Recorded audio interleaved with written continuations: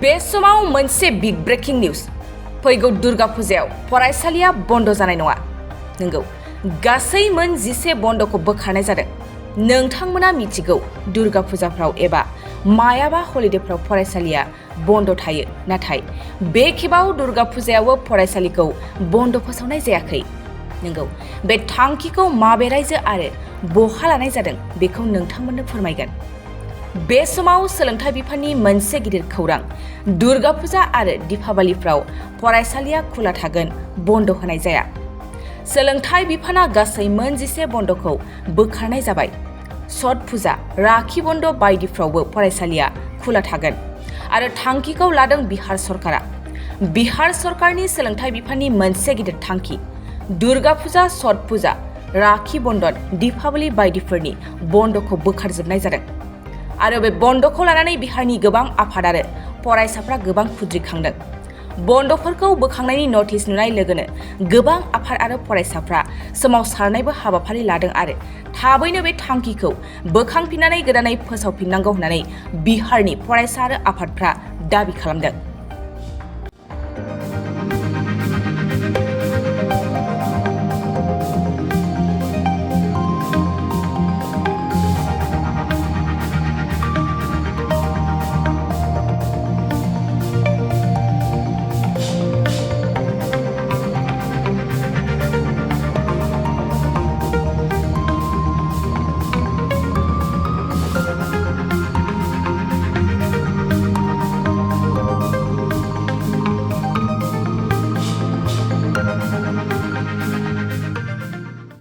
Bajaj bike लानो गोसो गुदुं सुबुंफोरनि थाखाय मोजां खौरां।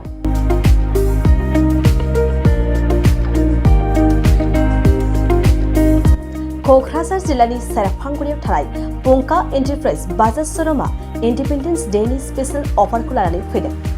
बे श'रुमाव थांनाय 1 आगस्तनिफ्राय 31 आगस्तसिम इन्डिपेन्डेन्स डेनि स्पेशल अफारजों लोगोसे एक्सचेन्ज होगासिनो दं।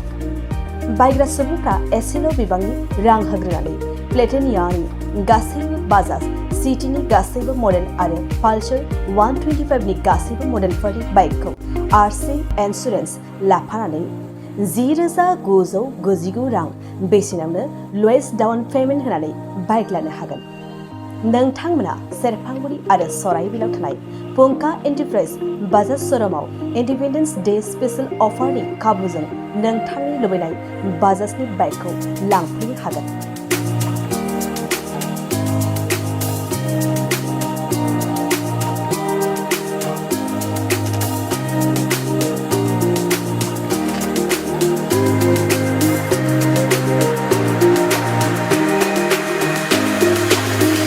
खाबुफोरा जादों 5 लिटार पेट्रल फ्री, गंसे हेलमेट फ्री, बाइक बायगिरिफोरनो 1,000 रां केशबेक हरफिननाय जागोन। जुदि नोंथांमोना गोसो दंब्ला आबुङै मिन्थिबावनो थाखाय नैबे मबाइल नम्बर 9395303476 आरो 9101547892 आव थोंजों सोलायलांनो हागोन।